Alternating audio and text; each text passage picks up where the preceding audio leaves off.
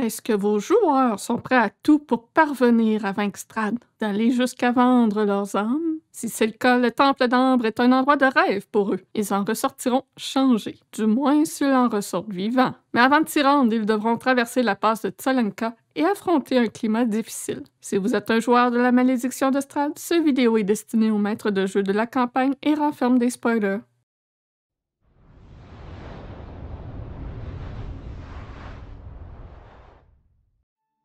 Les personnages entendront parler du Temple d'Ambre par Casimir Velikov ou si un des items du Taraka s'y trouve. Assurez-vous que Casimir les prévienne que c'est un lieu dangereux et qu'ils doivent s'équiper pour faire face au froid. Ils pourront acheter le nécessaire à Vallaki, au parc de stockage des Arasek, mais 5 fois plus cher que le prix de base. S'ils n'ont pas les moyens de payer 50 pièces d'or par kit, n'oubliez pas qu'il n'y a pas que les pièces de monnaie qui sont utiles pour acheter. Les marchands acceptent de faire des échanges de biens tant que la valeur y est. Aussi pour une raison quelconque, ils ne peuvent accéder à Vallaki. Vous pouvez utiliser les Vistani pour faire le troc. Et si les personnages sont encore de bas niveau, les Vistani leur diront qu'il faudra quelques jours pour trouver le matériel, et ainsi ça leur permettra de faire autre chose d'ici là pour monter de niveau. Selon le livre, il est recommandé d'être de niveau 9 pour aller au temple. Il est possible qu'ils s'en sortent même s'ils y vont à un niveau inférieur. Mais même au niveau 9, ce lieu est extrêmement difficile. Ce n'est pas impossible qu'un typiqué s'y produise, qu'importe le niveau. Je vous recommande fortement de faire en sorte que Casimir les accompagne pour les assister et de ne pas leur permettre de trouver le temple sans lui. Comme ça, ils n'auront pas le choix de l'avoir pour les y guider.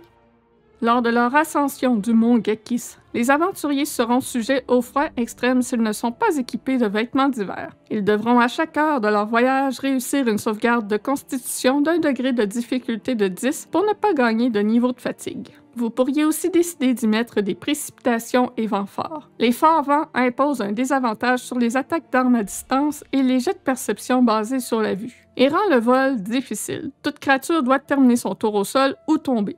Les fortes précipitations rendent l'endroit obscurci, réduisant ainsi la distance de vue et aussi les jets de perception basés sur la vue. À leur arrivée à la passe de Tsolenka, les personnages feront face à une structure plus ancienne que Strahd, dont l'air se lève à leur approche. Mais le passage est bloqué par des flammes vertes. S'ils tentent de franchir les flammes, ils subiront des dégâts de feu. S'ils escaladent la palissade ou la contournent d'une quelconque façon, alors 2 vrocs s'animent et les attaquent. Les personnages devront user d'un sort de dissipation de la magie avec un degré de difficulté de 16 ou un sort d'anti-magie pour éteindre les flammes temporairement et ainsi passer en toute sécurité. Si vous désirez les prévenir du danger des vrocs, il est facile de dire que Casimir s'est déjà rendu au temple en compagnie d'autres aventuriers auparavant. Et il peut donc les avertir que les statues s'animent si on essaie de passer autrement que par l'arche. De l'autre côté du corps de garde se trouve une tour. Si aucun item du Taraka s'y trouve, ce lieu est sécuritaire. Si toutefois le Taraka les guide ici, les personnages sont attaqués par des spectres une fois au sommet de la tour. Ce lieu est aussi une destination de la salle du brasier du château Ravenloft, ce qui peut être une information utile pour nous. Advenant que Strahd soit activement contre le groupe et sait qu'il se rende au Temple d'Ambre, il pourrait avoir envoyé des monstres par ce lieu de téléportation afin d'essayer de les empêcher d'aller plus loin ou pour les accueillir à leur retour du temple. Par exemple, Raadin pourrait les attendre sur le pont en compagnie de 4 nécrophages qui, eux, se cachent dans les postes de garde des arches du pont. Les Bocéphalus pourraient se tenir cachés sous le pont afin d'être toujours prêts pour sauver Raadin. Si vous utilisez le Chamberlain ou l'une des fiancées de Strahd, essayez de les garder en vie pour la finale et faites-les fuir en combat avec Bocéphalus s'ils tombent à moins de la moitié de leur vie. Une personne attentive pourrait remarquer les traces de pas dans la neige qui partent de la tour et qui se dirigent vers le pont. Mais avec les fortes précipitations, le pont est à peine visible de la tour. Si le groupe est de niveau inférieur à 9, n'ajoutez pas cette rencontre. Strahd jugera que les dangers du temple seront suffisants pour s'occuper d'eux. La passe de Tsolenka possède 2 événements spéciaux. Le premier en est un qui peut être extrêmement dangereux. À vous de juger si vous désirez utiliser le roc du mont Gekis ou pas. Lorsque les aventuriers reviennent du Temple d'Ambre et traversent le pont de pierre de la passe de Tsolenka, l'immense oiseau arrive pour se nourrir. Roulez alors l'initiative. Si autour du roc quelqu'un ne s'est pas caché dans les postes de garde, roulez au hasard pour déterminer qui sera la victime de l'oiseau. Ou s'ils ont un PNJ, une monture avec eux, ça peut être la première cible de l'attaque. Le roc fait d'abord un coup de bec suivi d'un coup de serre qui agrippera sa cible si ça touche. Et avec sa vitesse de vol de 120 pieds, 36 mètres, il sera rapidement parti avec sa proie. Ça pourrait facilement signifier la mort de quelqu'un. Vos joueurs voudront assurément partir à la poursuite de la monstruosité pour sauver celui attrapé. Trouvez une excuse pour ne pas que le roc mange immédiatement la victime et l'amène à son nid. Un repas prévu pour un œuf de roc qui va éclore bientôt peut-être? Les joueurs devront escalader la montagne pour trouver le nid et combattre le roc. Ou l'effrayer pour sauver leur ami. Le second événement, la charge de Khansa, est bon à faire puisque si le groupe récupère la carcasse de la chèvre une fois tuée, ils pourront user de celle-ci pour discuter avec les montagnards présents dans le temple d'Ambre et ainsi s'éviter un combat. Casimir peut leur parler de Sangzor, leur raconter que le peuple des montagnes chasse cette chèvre gigantesque depuis des années, car c'est un adversaire redoutable. Beurré épais, comme on dit par chez nous, pour que vos joueurs craignent une rencontre avec cette chèvre. Ce sera un moment hilarant lorsqu'ils découvriront que finalement, Sangzor n'est pas si redoutable que ça. Le Temple d'Ambre est un lieu vieux de 2 millénaires. Il a été créé bien longtemps avant la naissance de Strahd par un groupe de magiciens qui avaient de bonnes intentions. Ceux-ci ont recueilli tout le savoir magique dans une immense bibliothèque et emprisonné des vestiges d'êtres maléfiques vaincus dans des sarcophages d'ambre. On peut voir ces vestiges comme étant de simples essences, un fragment de l'entité et rien de plus. Leur but était d'empêcher que tout ce savoir soit entre de mauvaises mains et ont dédié leur vie à garder le temple secret et le protéger. Ils ont toutefois réalisé trop tard que même emprisonnés dans l'ambre, les vestiges sont parvenus à influencer leurs gardiens et ont corrompu ceux-ci. Les mages sont devenus fous et se sont entretués. Puis est venu un magicien puissant du nom d'Exétantre qui est parvenu à briser les défenses magiques et a découvert l'endroit inhabité. Exétantre a exploré le temple et y a appris tous ses secrets. Il s'est laissé corrompre par l'un des sarcophages qui lui a permis de devenir une liche et a décidé de s'y installer pour devenir à son tour le gardien de la place, mais en but de partager les connaissances qui s'y trouvent. Il a transformé les crânes des mages morts en crânes de feu pour protéger des intrusions malveillantes. Il y a environ 400 ans, la veille du mariage de Sogé et Tatiana, Strahd s'est rendu au temple et a rencontré Exétantre. Étant désireux d'apprendre, la liche lui a donc donné libre accès au savoir que se trouve dans ce lieu. Strahd a quant à lui bénéficié du don de vampirisme et de la bibliothèque arcane. Au fil des derniers siècles, l'état d'Exétantre a empiré, dû à l'influence néfaste des vestiges et au manque de victimes pour le nourrir. Il est donc aujourd'hui très affaibli et c'est un vieux sénile. Exétantre est un PNJ qui surprendra vos joueurs, mais qui est très facile de passer à côté et de jamais le rencontrer lors de leur passage au temple. Et c'est vraiment dommage quand ça arrive. Je vous conseille de le faire se promener entre la chambre et la librairie, comme ça vos joueurs auront plus de chances de le rencontrer.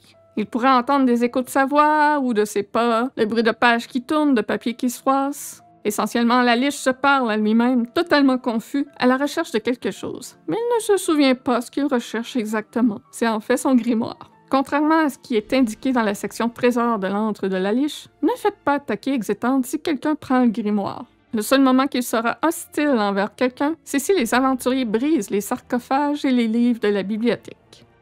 Selon le livre, il faut un sort de restauration supérieure pour rendre la mémoire d'Exétantre. Si aucun de vos joueurs n'ont cette ressource, il existe un ajout populaire pour y remédier. Ce serait quand même ennuyant de priver vos joueurs d'une liche qui se veut amicale. Si un personnage comprend que ce que recherche Exétantre est son grimoire et le lui rend, il pourra remarquer que le livre est ouvert sur une recette particulière. Tous les ingrédients sont cochés, sauf un qui est entouré plusieurs fois, de l'eau bénite ou un autre ingrédient à votre convenance. Mais de l'eau bénite est quelque chose qu'un magicien n'est pas capable de produire, ce qui explique pourquoi Exétantre ne l'a jamais fait. Quelqu'un étudiant la recette comprendra qu'il s'agit de la préparation d'un sort pour redonner la mémoire à la liche. Il peut y lire une note de la liche qui mentionne être incapable de trouver ce dernier élément et qu'il sent que son esprit commence à faiblir. Si aucun personnage n'a d'eau bénite ou la possibilité d'en faire, vous pouvez simplement cacher une fiole quelque part dans les choses d'Exétantre.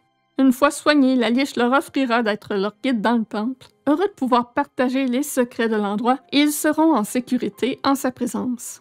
Il pourra aussi leur parler du pacte qu'a fait Strahd avec Vampire.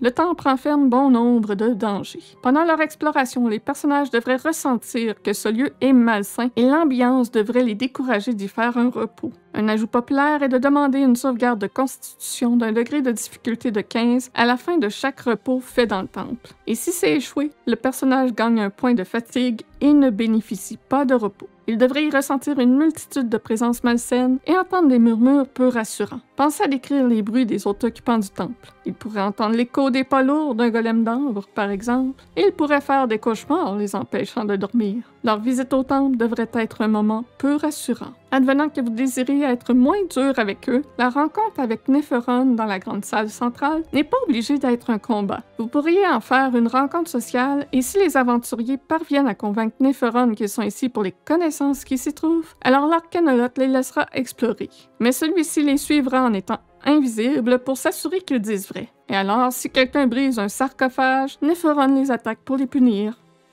L'attrait majeur du temple est ses sarcophages d'ambre et les dons obscurs qu'il renferme. Lorsqu'un personnage touche à l'un de ces blocs d'ambre, un lien télépathique se forme avec le vestige emprisonné à l'intérieur. Celui-ci offre un don, mais ne dira pas explicitement de quoi il s'agit. Restez vague le plus possible dans l'offre que vous faites et faites savoir au joueur qu'il ressent qu'il y aura un coût s'il accepte et que le choix doit être fait maintenant. Si le don est refusé, alors rien ne se passe. Si le joueur retouche un sarcophage qu'il a déjà refusé, ce sera le silence. Ne permettez pas à vos joueurs de faire une liste de tous les dons offerts avant de choisir ce qu'ils acceptent. S'ils ont refusé une fois, le refus est pour toujours. Retirer la main sans rien dire est considéré comme un refus. Les dons peuvent rendre un personnage très puissant malgré les coûts qu'ils ont. Chaque offre devrait être un risque qu'ils prennent. Les effets négatifs des dons varient énormément. Notez les dons que reçoivent vos joueurs. Certains auront des effets plutôt sociaux. Comme par exemple si des ailes en os poussent dans leur dos ou leur corps se couvre d'une fourrure huileuse, les habitants de Baravie auront peur d'eux et personne ne voudra les laisser entrer dans une ville. Van Richten et Esmeralda pourraient peut-être aussi être répugnés par leur corruption. Assurez-vous qu'il y ait bel et bien des conséquences néfastes. Puis à chaque don obscur accepté, un personnage doit faire une sauvegarde de charisme d'un degré de difficulté de 12 ou voir son alignement devenir mauvais. Je vous conseille ici d'être peut-être un peu moins drastique et de seulement changer l'alignement d'une coche. Par exemple, si le personnage est neutre bon, il deviendra neutre, et pas directement mauvais. Ainsi les joueurs sauront que c'est dangereux et qu'il y a un risque de devenir mauvais. Aussi, si un personnage devient mauvais, laissez le joueur continuer de jouer le personnage. Ça serait ridicule de prendre le contrôle de celui-ci. Si vraiment le joueur n'aime pas ce changement, alors vous pouvez lui faire savoir qu'il y a moyen de pouvoir redevenir comme avant. Permettez qu'une intervention divine le soigne, donc avec l'abbé de Sainte-Marcovia. Mais à ce moment-là, le personnage perdra aussi tous les dons obtenus. Pour ce qui est des événements spéciaux du temple, je suis d'avis que la prière de Rahadin est totalement ridicule. Et il est fort probable qu'à ce stade de la campagne, vos joueurs veulent le tuer. L'avoir ici seul, c'est signer son arrêt de mort. Il vaut mieux éviter de faire cette rencontre. Pour le don obscur de Casimir, c'est selon moi une quête importante. Vous ne devriez pas laisser vos joueurs se rendre au temple sans lui de toute façon. J'explore plus en profondeur cette quête dans la capsule sur le campement des Vistani et Elfes du Crépuscule. Si vous avez des questions sur les autres éléments du temple dont je n'ai pas parlé, n'hésitez pas à les poser en commentaire ou rejoindre notre Discord. Ce serait long et laborieux de passer salle par salle en détail du temple, alors j'ai concentré cette vidéo sur les éléments les plus importants et plus souvent questionnés par les maîtres de jeu. Écrivez-nous en commentaire comment s'est déroulée la rencontre avec Exetantre et si vous avez apporté des modifications au temple. Certes, vos joueurs deviendront OP s'ils prennent beaucoup de dons, mais ils risquent aussi de devenir mauvais. Estrade est un adversaire plus dangereux qu'il n'y paraît. La capsule sur le combat final est d'ailleurs déjà disponible pour nos membres Patreon. N'oubliez pas de vous abonner et de cliquer sur la cloche pour ne rien manquer. Vous pouvez aussi nous rejoindre sur Discord pour être à l'affût de tout ce que nous faisons, ou simplement discuter avec nous. On se revoit dans la prochaine capsule sur les ruines de Bérez. Sur ce, je vous dis à la prochaine. Bye bye!